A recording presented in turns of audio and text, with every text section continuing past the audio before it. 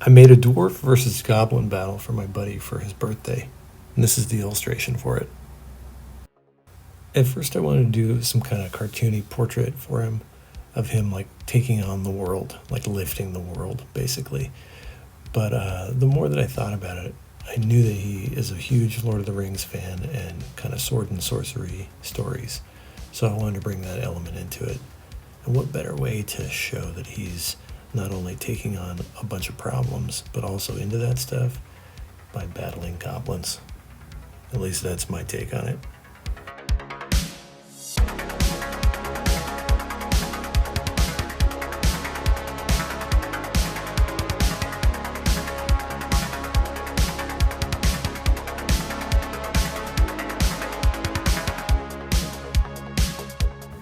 I wanted these little goblins to be kind of like appealing and kind of cute in a way, because a lot of times the problems that we face are like that. They're a little bit appealing, but then we get ourselves in too deep. So I wanted that little backstory element to it.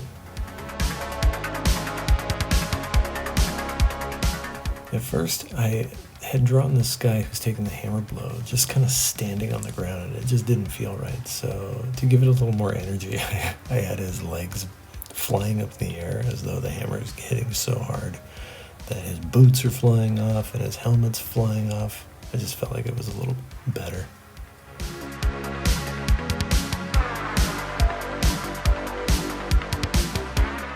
This little guy was kind of a pain to do.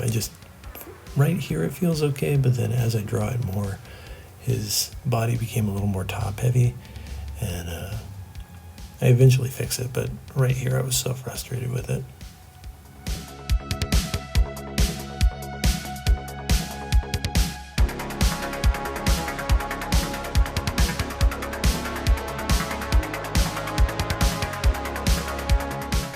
So the sketch is pretty much done here. I eventually knocked out that little goblin in the back, and we're moving to inks. And inks are always fun for me because I can be a little more free. Now that I have the bones of my sketch underneath, I can go over the sketch without having to adhere perfectly to it. Leaves a little freedom.